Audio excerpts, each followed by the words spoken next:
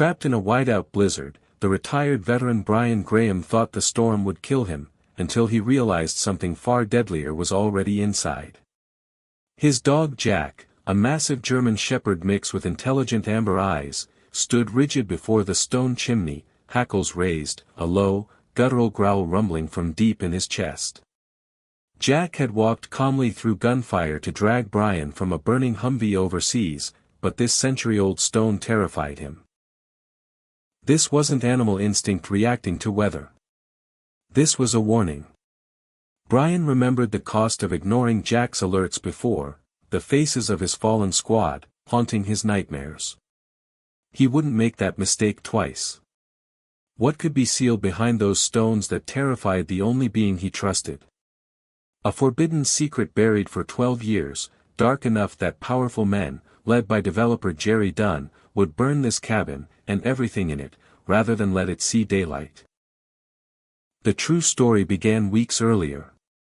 The air in the county administration building was thin and stale, smelling faintly of old coffee and forgotten paperwork. It was the kind of oppressive silence Brian Graham had grown accustomed to in the 2 years since he left the service, a quiet that swallowed all noise but never quelled the roar inside his own head. He sat in the back row, his worn flannel jacket and faded jeans making him a stark contrast to the small-time developers and well-dressed opportunists scattered throughout the room. His only company was Jack, the tan and black German Shepherd mix, who lay patiently at his feet, his distinctive white blaze across his muzzle giving him a perpetually alert look. Jack was the anchor that kept Brian tethered to the world, a constant presence that didn't judge the scars, visible or hidden. The auction had been a dreary parade of mobile homes and undeveloped scrubland, property nobody really wanted but someone always needed. Brian was there for one thing, a sliver of forgotten land where he could finally hide. He didn't want a future, he just wanted a place to be silent. When the auctioneer, a man whose voice had been cheerfully booming just moments before, cleared his throat and announced Lot 47, the atmosphere in the room changed as if a switch had been flipped. Next up, Lot 47. 80 acres, unimproved, structurally unsound cabin on premises. 12 years back taxes owed. The old Reed cabin. The cheerful energy drained out of the room. Whispers died instantly. Heads turned, not toward the front of the room, but toward Brian, the obvious outsider. The silence that followed was heavy and profound, thick with shared, uncomfortable history. It wasn't the competitive silence of bidders calculating profit. It was the uneasy quiet of people avoiding eye contact with a curse. The auctioneer cleared his throat again, his voice now monotone, lacking all enthusiasm. Opening bid, taxes due, $2,500. Silence. He lowered the price incrementally, pausing for uncomfortable spans between each number. $500. $300. Brian waited, feeling the collective gaze of the room on him. He didn't know the history, but he instantly recognized the dread. It was the smell of bad ground, the feeling you got before you walked into something awful. That smell was exactly what he was looking for. No one who feared the place would bother him there. $200, Brian said quietly, his voice cutting through the stillness. Jack, sensing the tension, raised his head slightly, his amber eyes scanning the room. The auctioneer, clearly relieved to move on, hammered the gavel. Sold. To the gentleman in the back for $200. The shock in the room was palpable. $200 for 80 acres. The clerk who took Brian's money and processed the deed treated the paper as if it were toxic, avoiding Brian's eyes. As he waited for the final paperwork, Brian heard the low, urgent murmurs of the locals. He doesn't know what he's bought. Shoulda warned him. Reed never came down from that mountain alive. It's just the sort of property Dunn's been trying to get his hands on for years. Think he'll try and buy it off him? The name Dunn snagged Brian's attention, a name connected to the land, an attempt to acquire it. But the fleeting interest vanished as quickly as it came. He collected the deed, a worthless-looking piece of paper granting him 80 acres of Montana mountain and a heap of bad history. Stepping out into the cold late autumn air, Brian felt the relief of separation. The stares followed him out, a mixture of pity and morbid fascination. He was an outsider who had deliberately walked into a known danger. But danger was the only thing Brian felt qualified to handle anymore. The trauma of Kandahar, the ambush that wiped out his platoon while he survived, had left him hollowed out, convinced he didn't deserve any quiet or peace that wasn't earned through penance. "That's us, boy," Brian murmured, strapping the scoped hunting rifle across his back, the familiar way to comfort. Jack nuzzled his hand, his coat thick and ready for the cold, his loyalty an unconditional shield against the isolation. They were alone again, isolated against a backdrop of suspicious stares and mountains already dusted with the first snow. The numbness that had been his constant companion was beginning to crack, replaced by a slight, metallic taste of foreboding. He hadn't bought a home.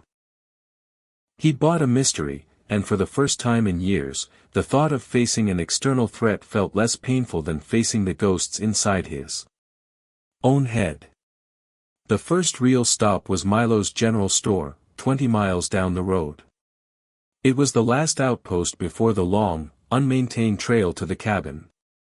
The interior was packed with dusty, mismatched goods, everything from canned beans to snowmobile oil, and smelled wonderfully of wood smoke and cinnamon. Milo, the proprietor, was an elderly man with thick glasses and hands knotted from years of work, the kind of local who knew every family history for 3 counties. Milo was friendly at first, talking weather and the upcoming elk season. But when Brian showed him the coordinates for his new property, the warm expression vanished. His eyes, magnified behind the thick lenses, narrowed with concern. "The Reed place," Milo stated, not asking. He leaned against the counter, suddenly grave. "Son, I like you. You got a good dog. You look like you know how to take care of yourself. But that place, it's got a reputation." Milo shared the property's dark history, his voice dropping to a near whisper. Thomas Reed, an investigative journalist from Seattle, had arrived 13 years ago. He was a good man, Milo recalled, sharp and persistent, asking questions about land deals and property lines. He was digging into something big. Something that involved the systematic fraud and eviction of several older mountain families. He was collecting documents, meeting with people secretly. Then one autumn day, he vanished, Milo said, his gaze distant. Just gone. His old truck was found right there at the cabin, keys in the ignition, door open. Like he just stepped out for a moment and forgot to come back. No body. No blood. No answers. Milo explained how developer Jerry Dunn and his company had been aggressively, and often illegally, buying up land in the area for years, and how Dunn had made multiple, persistent attempts to acquire the Reed property through legal and illegal means, but foreclosure law had kept it in limbo. Reed's vanishing was a convenient, if chilling, coincidence. Folks say his spirit never left that mountain, Milo finished, leaning in conspiratorially. Says he's waiting for justice, trapped up there. Dunn wants that land badly, and he ain't afraid to get his hands dirty. But nobody in this county would bid on that property, not even for free. Some secrets stay buried for a reason, son. That land has teeth. Jack, who had been calm and accepting of petting from Milo, was now alert, his ears pricked and focused on the doorway. When Milo mentioned Dunn and the stolen land, a low, faint whine escaped him. Brian noticed the reaction, filing it away. Jack was never wrong. Brian took the old man's concern with quiet acceptance. I appreciate the warning, Milo. But I'm not afraid of ghosts. Only the living. Brian purchased a few bags of dry goods and heavy-duty supplies, paid his bill, and left the store.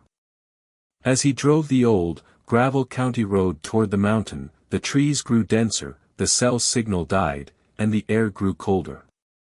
He knew he was driving toward trouble, toward a place that held a dangerous truth. But trouble felt manageable. Guilt did not. He had gone seeking solitude and anonymity. Instead, he was being called to a fight, a war for the truth that Thomas Reed had died trying to protect. The road eventually thinned to a barely discernible track, hemmed in by towering pines. He started encountering subtle obstacles, a washed-out section that had clearly been recently shoveled to look natural, large branches positioned to block his truck just short of the cabin. It looked less like natural decay and more like deliberate discouragement. Finally, the cabin appeared through a screen of thin birch trees, a modest, two-room log structure with a fieldstone chimney standing sentinel in the center. The roof was moss-covered, and the logs were aged to a dark, somber gray. It was eerie, frozen in time. A single, weathered coat still hung by the front door. Reading glasses lay on a dusty shelf next to an open, faded journal. It felt less like an abandoned house and more like a life that had been instantly, brutally interrupted. As Brian surveyed the drafty, silent space, the final act of their journey began. Jack became a coiled spring. He didn't bark, but the energy radiating off him was one of immediate, intense alarm. He ignored the open journal, the coat, and the coffee cup on the table, all the signs of Thomas Reed's ghost. Instead, the dog focused entirely, intensely, on the stone chimney. Pacing first, then whining, pawing frantically at the stones near the base, finally settling into his signature, motionless alert position, the same rigid, focused stance Brian remembered from the morning before the fateful ambush in Afghanistan. Brian had dismissed it then. He would not now. Brian approached the chimney. He ran his hand over the rough fieldstone. The stones were cold, but one section near the floor had mortar that looked slightly different. A cleaner, whiter line that had been cleverly concealed by soot. It was a single, fist-sized stone at the very base. Kneeling, and using a thin, hardened field knife, Brian began to carefully chip away at the suspicious mortar. He worked slowly, deliberately, until the stone was loose.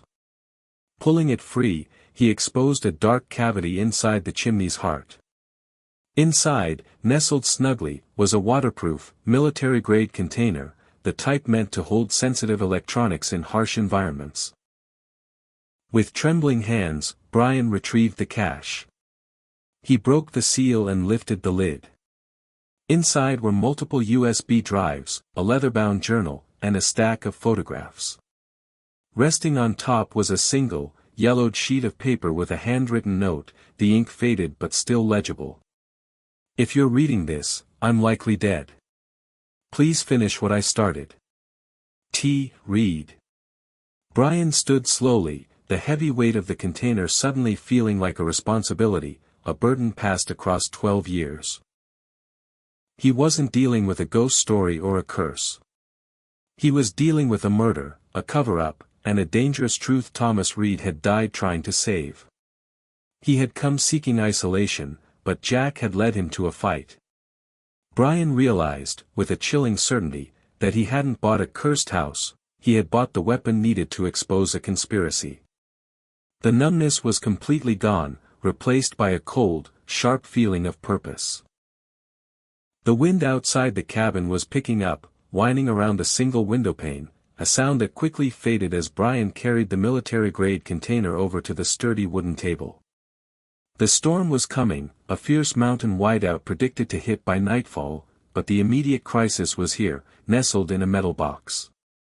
The chill in the air had nothing to do with the outside temperature, it was the cold shock of inheriting a dead man's war.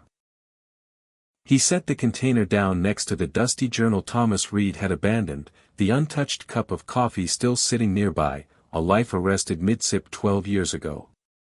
Brian lit the small lantern he'd brought, bathing the cabin in a warm, unreliable glow that pushed back the deep shadows but did little to dispel the gloom. He didn't need to be afraid of ghosts, the living danger was far more immediate. He popped the seal on the container and pulled out the contents. The core of the evidence was contained on 3 small USB drives, but it was Reed's leather-bound journal that Brian opened first, the pages thin and brittle with age. The entries began 13 years prior, methodical and sharp, detailing Reed's initial investigations into land acquisition schemes orchestrated by a rapidly expanding regional developer named Jerry Dunn. Reed, a seasoned investigative journalist from Seattle, had been tracking a pattern of odd, rushed foreclosures and fraudulent deeds in the Mountain County. His writing was initially journalistic, detailing interviews with displaced, elderly families, and noting how local county officials were strangely cooperative with Dunn's aggressive maneuvers. But the tone darkened quickly. One entry read, October 4th, found discrepancies in the Baker deed, the notary signature is a clear forgery. Dunn is using a shell company to flip these parcels, squeezing families who've lived here for generations. The scale is staggering. Sheriff Silas seems to look the other way, or perhaps he's just inept. Or bought. Brian glanced up at the rising wind, his tactical mind already processing the information. Land fraud, deep pockets, and a complicit sheriff. The foundation of a perfect small-town conspiracy. He inserted the first USB drive into a ruggedized tablet he carried. Standard issue for documentation on long hunting trips, but now serving a far darker purpose. The screen illuminated with files meticulously catalogued by Reed, forged property deeds, complete with scanned seals that looked perfectly authentic, financial records, charting bribes disguised as consulting fees paid by Dunn's holding company to officials including the county clerk and one state legislator, and most damningly, audio recordings. Brian tapped one labeled Silas Meeting November 15th. The cabin filled with static and then the low, arrogant voice of Jerry Dunn discussing Reed. I need that piece of land, Silas. It's the key access point for the entire ridge development. Get that nuisance, Reed, out of the picture. Legally, if you can. If not. A shorter, gruffer voice, clearly Sheriff Silas, replied, he's getting close, Dunn. Asking about the zoning board votes. He thinks he's bulletproof. Just make sure I get that payment processed. And make it look like he just left town. No mess. Brian's jaw tightened. It was the conspiracy, laid bare, bribery, intimidation, and explicit preparation for murder. Reed's final journal entries were increasingly frantic, they know I have the evidence. Silas threatened me directly today on the old logging road. He told me to pack my truck and disappear, or I'd be found in a ditch. He said Dunn wouldn't stop until he owned the mountain. The very last entry, written in a hurried, almost illegible scrawl, was clearly penned the day he vanished, they're closing in. They think they've cut all my escape routes, but I've hidden everything where only a fool or a genius would look. I pray someone brave enough finds it. If I disappear, the truth goes with me, unless someone brave enough finishes what I started. I'm going for a walk. Just in case.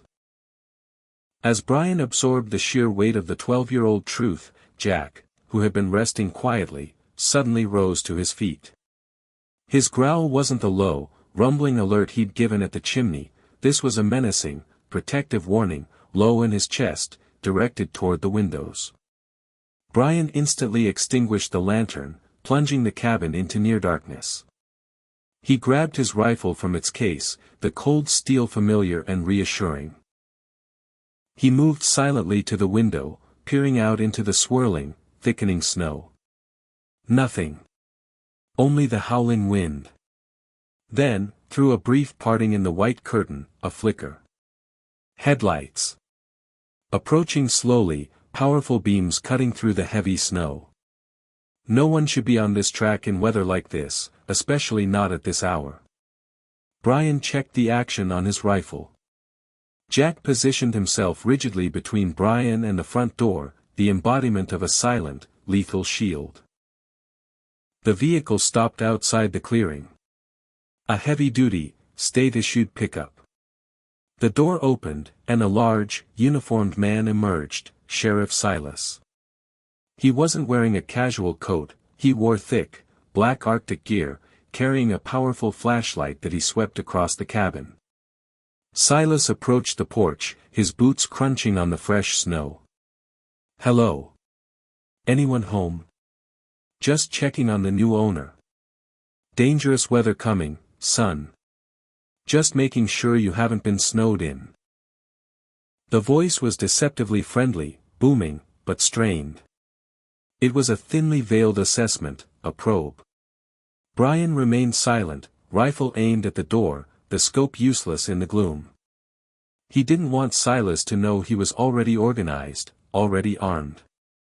Silas waited for several tense minutes, sweeping his light beam over the windows, lingering a second too long on the front door. "Well," he finally drawled, his voice losing its forced cheer, "I guess you're cozy. Stay warm, Graham. And be careful up here. The mountain is unforgiving this time of year." The sheriff got back into his truck, reversed slowly, and disappeared down the trail. Brian waited 20 minutes in the cold silence, Jack pressed against his leg. Only when the danger felt truly past did he light the lantern again. He kept his rifle close. The storm was now a deafening whiteout. He walked over to his truck, parked just 30 feet from the cabin, intending to double-check the survival supplies. He opened the hood, and his stomach dropped. The battery was gone. Not dead, not disconnected, it had been cleanly removed, and the cables tucked neatly out of sight beneath the engine block. Silas hadn't come to check on him. He had come to contain him. Brian replaced the hood, running a hand through his hair. The message was perfectly clear: you're isolated. You're watched. And now, you're trapped. He didn't need the evidence Reed had left to confirm the conspiracy. He just needed Sheriff Silas's quick, efficient sabotage. The journalist had been murdered for the truth, Brian was now stranded with it, and the men who killed Reed knew he was there. The cabin was no longer a retreat. It was a kill box, and the countdown had begun. Brian looked down at the waterproof container, then out at the blizzard. He had two choices: stay silent and try to escape when the storm lifted, or trust his tactical training and the truth in his hands. He looked at Jack, whose eyes were fixed on him, a silent plea for action. Brian patted his head. He had failed once by seeking solitude. He wouldn't fail again by running. He had survived the deadliest ambush in his life to find this truth. Now, he would protect it. He was a warrior again, fighting not for a flag or a command, but for a dead man's justice. The isolation of the mountain had become his last bastion. The old, gravel county road had long since vanished, replaced by a steep, winding logging track that seemed intent on reclaiming itself. Brian drove slowly, the truck laboring against the gradient, tires fighting for purchase on the icy ruts beneath the fresh, sparse snow. He was a man who noticed detail, and the final approach to the property was a catalogue of anomalies. A section of the trail, marked by the county years ago as washed out, looked recently disturbed, shoveled in a way that discouraged easy passage but didn't entirely block it. Further on, several large pine branches lay across the path, positioned not as a natural windfall, but as deliberate, subtle obstacles, just enough to force a tired driver to give up, turn around, or damage a suspension. It felt less like nature, and more like a carefully maintained state of neglect designed to keep people away. Finally, the cabin appeared through a screen of thin birch trees, the old Reed cabin. It was a modest, two-room log structure, aged to a dark, somber gray, dominated by a large fieldstone chimney. Brian cut the engine and stepped out, the silence of the mountain pressing in around him. The cabin was, as the locals whispered, a time capsule. Pushing the slightly ajar front door open revealed a world frozen in an instant 12 years ago. A weathered coat hung by the door, damp and stiff. On a small, rough-hewn table sat a ceramic coffee cup next to an open journal with pages brittle from sun and time. Reading glasses lay neatly on a shelf above a small desk. There was no dust accumulation in the way of true long-term abandonment. The cabin was protected, airtight, preserving the haunting stillness of a life interrupted, not abandoned. As Brian surveyed the scene, his military training taking in the room's layout, Jack began to change. The dog had been quiet and focused outside, but inside the cabin, his behavior escalated. He started with a low whimper, a sound of deep anxiety Brian hadn't heard since they were under heavy fire. Jack ignored all the human artifacts of Reed's life, bypassing the coat, the cup, and the journal. He moved straight to the stone chimney, his every sense locked onto it. He paced back and forth, sniffing the stones, then began to whine, a high-pitched sound of frustration. He pawed once, sharply, at the base, before finally settling into his signature alert position, rigid, muscles tight, hackles faintly raised, staring at a specific spot on the stonework with laser-like intensity. Brian's blood ran cold. He knew that sequence.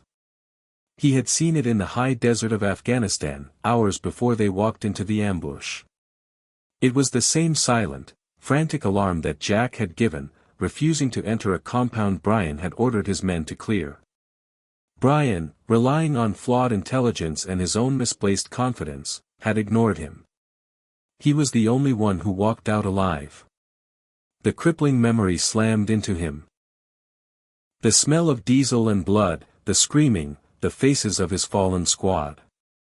I won't make that mistake twice. That was the oath he'd lived by. Kneeling before the chimney, Brian examined the stones where Jack was staring. The mortar holding the stones together was aged, covered in 12 years of soot and wood smoke. But there was a difference. One fist-sized stone at the very base, low to the hearth, had mortar that was cleaner, a slightly different color and texture, deliberately sealed after the fact. It had been disguised with remarkable craftsmanship, clearly meant to be a permanent, unseen feature. Driven by a blend of guilt and rekindled trust, not in his own judgment, but in the dog's intuition, Brian retrieved a heavy-duty field knife from his pack. He inserted the tip into the narrow gap and began to work the stone loose, chipping away at the newer mortar.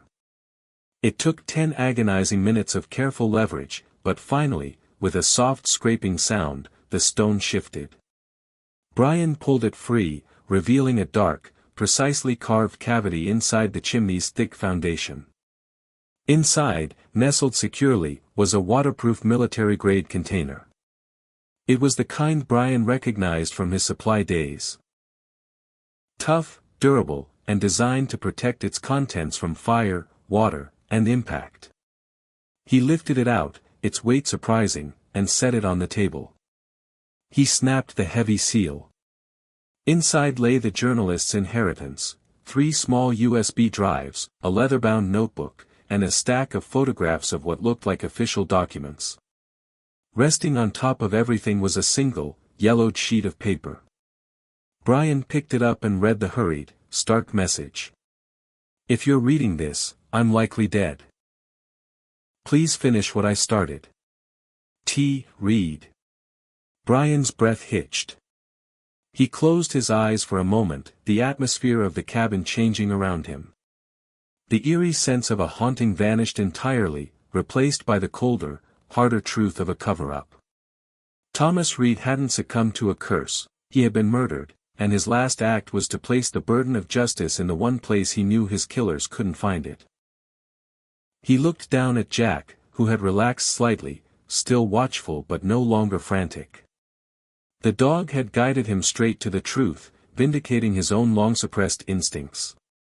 Brian, the veteran who had come to the mountain to die by inches under the weight of his guilt, had instead inherited a war. He was no longer running from responsibility, he was now the reluctant, armed guardian of a dangerous, 12-year-old secret. The redemption he sought would not be found in isolation, but in protecting the truth Thomas Reed died for. The first flakes of the predicted winter storm began to hit the window panes, light at first, then thickening into a relentless curtain of white. Brian started a small, cautious fire in the hearth, watching the smoke carefully. He was trapped now, the snow falling fast and heavy, sealing the cabin in a capsule of white, claustrophobic isolation. He turned back to the table and the grim inheritance left by Thomas Reed. Brian inserted the first of the USB drives into his tablet. The digital files revealed the full, chilling scope of the conspiracy. Reed had been methodical, scanned copies of forged property deeds bearing authentic-looking county seals, detailed financial ledgers tracking bribes from Jerry Dunn's development company to county officials, and photographs of clandestine meetings between Dunn and local bureaucrats. It was a systematic operation to force dozens of families off their ancestral land for a high-end mountain resort. Reed's journal corroborated the data, charting his investigation's tragic end. The entries detailed the subtle threats, the anonymous warnings, the accidental damage to his truck's brake lines. Reed knew he was racing the clock against a ruthless opponent. The final page was blunt, "They're closing in. Silas threatened me directly today. I've hidden everything. If I disappear, the truth goes with me, unless someone brave enough finds it." As Brian processed the scale of the corruption, Dunn, the county, and Sheriff Silas all complicit, a deep, low growl rumbled from Jack's chest. It was a visceral sound of menace, aimed not at the storm, but at something unseen approaching through it. Brian extinguished the fire and lantern instantly, plunging the room into darkness. His rifle was already in his hands. Through the howling storm, the powerful beams of headlights emerged, cutting through the whiteout. They belonged to a large, uniformed county pickup, Sheriff Silas's vehicle. Silas parked and approached the porch, his voice booming and false, "Hello. Anyone home? Just checking on the new owner during this dangerous weather." Brian stayed silent, the cold barrel of the rifle pressed to his cheek. He knew this wasn't a welfare check, it was an assessment. Silas paused, shining his flashlight into the cabin windows, the beam lingering for a deliberate second. After what felt like an hour, Silas returned to his truck. "Suit yourself, Graham," he called, the jovial tone dissolving into something cold and menacing. "But stay put. The mountain is unforgiving." He drove away, the sound of the engine quickly swallowed by the blizzard. Brian waited until the sound was gone entirely. He checked his truck. His initial fear was confirmed. The battery had been cleanly disconnected and hidden in the snow 20 feet away. The message was explicit, brutal: "You are stranded. We know you are here. And you are contained." Brian pulled the battery from the snow. Reed's evidence, 12 years of buried truth, now sat on his table. He was officially in the kill box, and the storm was his prison.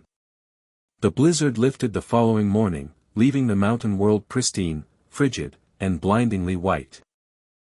Brian, having reinstalled the battery and verified his truck would start, was finishing a cold breakfast when he heard the unnatural sound of an expensive engine. A black, pristine luxury SUV, absurdly out of place against the backdrop of snow and dilapidated log cabin, carefully navigated the treacherous trail and pulled into the clearing. Out stepped Jerry Dunn. Late 50s, impeccably dressed in tailored outdoor gear that had clearly never seen actual wilderness. He exuded the confident, predatory charm of a man who believed the world owed him everything. "Mr. Graham, I presume?" Dunn's smile was wide, practiced, and immediately unnerving. "Jerry Dunn. My apologies for the intrusion, but I had to see the legendary gentleman who beat me to this 80 acres. Remarkable pioneering spirit you have." He walked the grounds, his expensive boots crunching the snow, offering condolences on the cabin's decay before cutting straight to the point. "Look, Brian, let's be frank. I want this land. I'm developing the entire ridge line. This parcel is a complication. I'm prepared to make that complication disappear for you. Dunn pulled a thick stack of cash from an inner coat pocket. $40,000. Cash. Right now. That's 200 times what you paid, and it buys you a fresh start. You're a smart man. You know this place is more trouble than it's worth. Take the money. Start fresh somewhere else. Brian's refusal was quiet but firm. It's not for sale, Mr. Dunn. The smile vanished.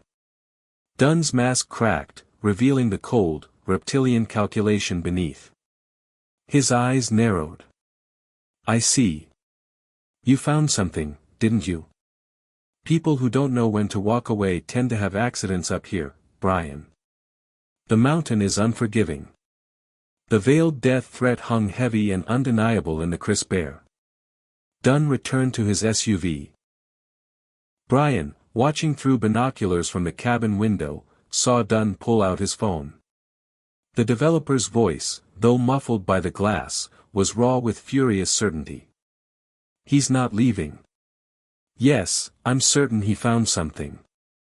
I'll handle it. Permanently this time. Brian didn't need any more confirmation. Reed's murder was a fact, and he was the next target. He immediately drove the tricky, snowy route into the next town over, avoiding the local roads patrolled by Silas. He found a payphone outside a darkened diner and made the call. The line rang, and was answered on the second ring. Sullivan. It's Graham. Brian. His former platoon medic, now an investigative journalist, instantly dropped his guard. Brian? Where the hell are you? Are you alright? I've got a situation, Sully. Big one. Land fraud, conspiracy, murder. It ties the whole county up. I've got evidence, digital and physical. I'm uploading the first encrypted files now. Password is Takur Gar. Brian laid out the protocol with military precision. If I don't call you by 0600 tomorrow, Mountain Time, you take everything, the full cash, and send it to the FBI regional office with the coordinates of my cabin. Do you understand? I understand. Send the coordinates now. But Brian, Dunn has professionals. Affirmative, Brian confirmed, watching the deserted street. They killed Reed once. They'll come heavy. Tell the Bureau to do the same. He hung up, the line cutting the last vestige of the outside world. The countdown to 6 a.m. had officially begun. The next 3 days were a relentless study in escalating tension. Brian became a ghost in the small cabin, his years of military training instantly overriding his guilt-driven inertia. He worked methodically, fortifying the structure like a bunker, stacking firewood inside against the windows, using heavy furniture to brace weak points, and clearing sight lines outside. He rationed the meager supplies, knowing the mountain was now his enemy, and isolation was his only temporary shield. Jack was his radar. The German Shepherd mix was no longer just a companion, he was the early warning system that had saved Brian's life countless times before. The first incident occurred while Brian was splitting firewood, the rhythmic thud of the axe echoing unnaturally in the stillness. Jack, mid-stride, froze. His body went rigid, head snapped toward the dense fringe of the pine forest, 200 yards uphill. Brian didn't need a word. He followed the dog's fixed gaze, slowly raising a pair of binoculars. Through the dark green, he caught a momentary glint, the flash of sunlight off glass. Someone was watching. The surveillance was patient, professional, and unseen by any human sense. The threats escalated. The second incident happened late that night. Brian was woken from a shallow, guarded sleep by Jack's low, continuous growl, a sound that barely vibrated the floorboards. Someone was on the porch, not kicking the door in, but methodically testing the locks, trying to achieve silent entry.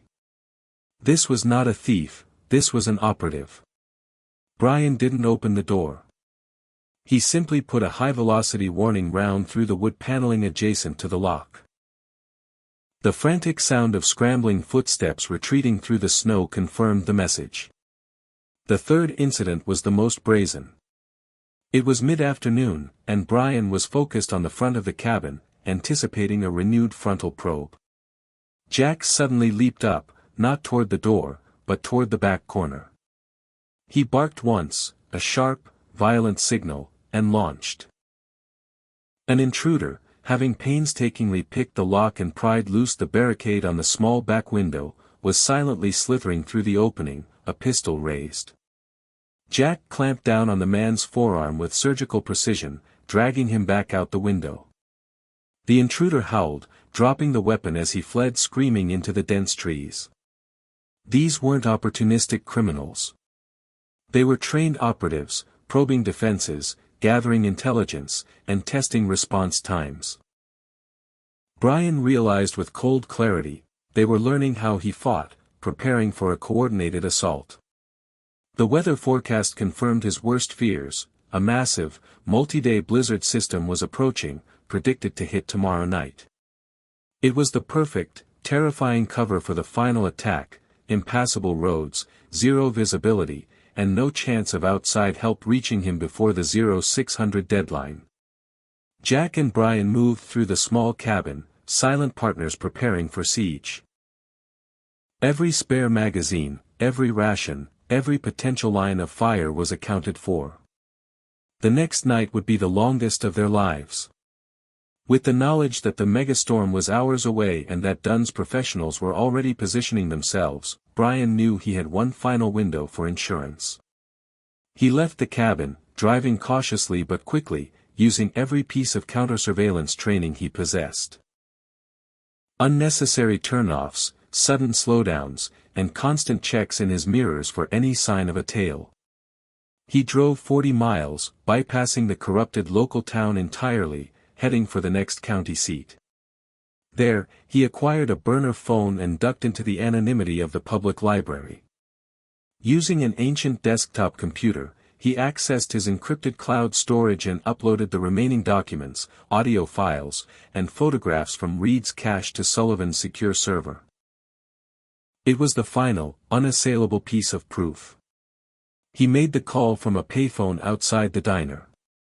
The conversation was brief, professional, and entirely coded, the language of two soldiers preparing for a high-risk mission. "The files are up, Sully. The last batch. Check the manifest." "Got it, Brian. Secure channel verified. The password is Takur Gar, the mountain where we lost Jackson." The mention of the place where Brian's guilt was forged served as the ultimate marker of seriousness. Sullivan understood immediately. "Affirmative. The protocol stands: if I don't hear from you by 0600, I call the feds, give them every file, and forward the coordinates you sent. They won't ignore this volume." "Affirmative. And Sullivan, tell them to come heavy. Dunn's got professionals, and the local sheriff is compromised. Go dark, Brian. Stay alive." Brian hung up, the copper taste of adrenaline sharp in his mouth. He was committed. The time was ticking. He drove back to the cabin as the first, fat snowflakes began to drift down, marking the storm's imminent arrival. Inside, the final preparations were completed with focused military precision. The scoped rifle was cleaned and loaded, spare magazines tucked into every strategic corner. A thermos of coffee sat cooling, and the emergency medical kit was placed near the hearth. He laid the kindling for a fire but didn't light it. Smoke would give away their position long before the siege began. As darkness fell, the storm intensified, turning the world outside into a howling whiteout. Brian sat with his back against the rough log wall, the overwhelming guilt of the past years momentarily receding. It was replaced by a cold, surgical warrior's clarity. He wasn't running from guilt anymore, he was fighting for a truth that mattered. Jack, pressed tightly against his leg, thumps his tail once on the floor in silent acknowledgement. "Just you and me, boy," Brian whispered into the growing darkness. Like always. They settled in, two veterans waiting for the longest night of their lives. Midnight. The storm had reached a fever pitch. The blizzard outside was a living, howling wall of white chaos, pressing against the frail walls of the cabin and muffling all sound, making the silence within feel unnaturally loud. Suddenly, Jack's head snapped toward the back wall. There was no growl, no bark, just a rigid, silent alert. Brian understood instantly. He snuffed the small lamp, plunging the cabin into absolute darkness. Then it began. The first sound was a sharp crack, a window pane shattered on the west wall, followed by nothing. They weren't rushing in, they were probing, testing Brian's reactions. Moments later, a burst of sustained gunfire ripped into the front door barricade, calculating angles, trying to draw return fire. Brian held his breath, maintaining his tactical silence. The hours blurred. Jack moved through the cabin like a ghost, his presence Brian's only reliable radar, alerting him to each new threat vector. Sometimes Jack would give a low, rumbling growl indicating a slow approach, other times, a tense, silent stance signaled a feint. Gunfire exchanged with pregnant silences, each moment stretched taut with adrenaline. Around 4 a.m., a deceptive lull settled. Brian focused intently on the reinforced front door, anticipating the main attack from the direction of the entrenched gunmen. It was a calculated feint. Jack had been tracking a scent for 10 minutes, his body low to the floor near the back window. An attacker, patiently and painstakingly, had been prying the boards loose. He slithered through the narrow opening, silent as oil, pistol raised, aiming directly at Brian's unprotected back. Jack didn't bark or give warning. He simply launched, 90 pounds of lethal, loyal fury. He clamped his jaws onto the attacker's gun hand with surgical precision, ignoring the body and targeting the weapon. The man screamed, a raw, piercing sound instantly swallowed by the storm. The pistol clattered onto the floor. Brian spun, recognizing the immediate, existential threat, and disarmed the howling man completely. Then, from outside, over the roar of the wind, came a voice, Jerry Dunn's, raw with desperation and rage. "Burn it. If we can't take what's inside, no one gets it. Burn it all." Glass shattered on the far wall. The sharp, nauseating chemical smell of accelerant, gasoline or kerosene, flooded the small space. A moment later, a burning torch arced through the broken window. The world exploded in orange and yellow. The dry logs and furniture ignited instantly. Fire roared to life, consuming the back half of the cabin, the smoke thick, black, and choking.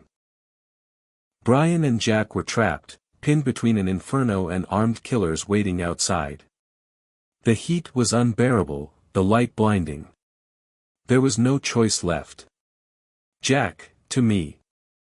Brian screamed, grabbing the dog by his collar.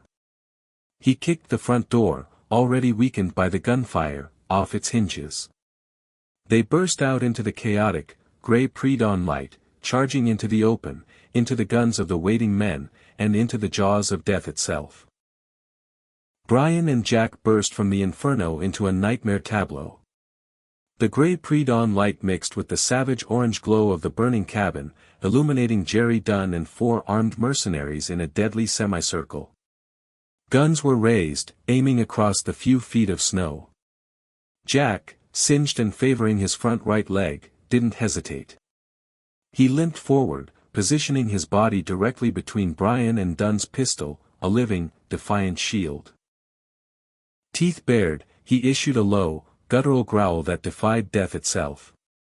Dunn's face was a mask of furious triumph, backlit by the flames. "You should have taken the money, Graham. Now you die with Reed secrets." He raised the pistol, aiming deliberately at Brian's chest. The moment stretched into eternity. Brian's hand tightened futilely on his rifle, knowing he couldn't win this fight. This was it. The final mistake. Then, a sound. Faint at first, a vibration through the dense snow, then unmistakable, thump thump thump thump. The rhythmic percussion of helicopter rotors cutting through the blizzard. 2 aircraft descended through the dawn, a Montana State Police helicopter and a larger, unmarked federal machine. A voice, impossibly loud and amplified, boomed through a loudspeaker, sounding like the voice of judgment itself. This is the FBI. Drop your weapons. Put your hands in the air. You are surrounded. Dunn froze, his pistol still aimed, his face cycling through disbelief, horror, and finally, absolute, defeated rage. His mercenaries, professionals who understood impossible odds, immediately dropped their weapons and raised their hands. Dunn slowly lowered his pistol, his world crumbling into ash and snow. Federal agents rappelled down, securing the scene with cold, professional efficiency. Agent Jamie Rodriguez approached Brian, who had collapsed into the snow, Jack whimpering softly in his arms. Sullivan called at exactly 0600 with evidence too detailed to ignore. We mobilized immediately. The cabin was gone, but the stone chimney stood intact above the ashes, Reed's waterproof cache protected. Weeks later, the fallout was catastrophic. Mass arrests ensued. Jerry Dunn, Sheriff Silas, 3 county officials, and a state legislator faced federal RICO and murder charges. Thomas Reed was vindicated. Families began reclaiming stolen land. Sullivan visited the ruins. He offered Brian book deals, interview requests, and financial compensation. Brian declined it all. Standing in the ashes with Jack at his side, both bandaged but healing, Brian looked out at the vast, silent mountains, the foundation stone still standing firm. "I'm staying," he told Sullivan quietly. "I'm going to rebuild. Reed fought for this place. I'm going to finish what he started." Sullivan nodded, understanding. As he left, Brian knelt beside Jack, running his hand through the dog's fur. For the first time since Kandahar, the crushing guilt loosened its grip. He hadn't saved his squad, but he had saved Reed's truth. He lived for something that mattered. Home wasn't a place, he realized. It was the bond, the trust he placed in Jack, that kept him fighting when all seemed lost.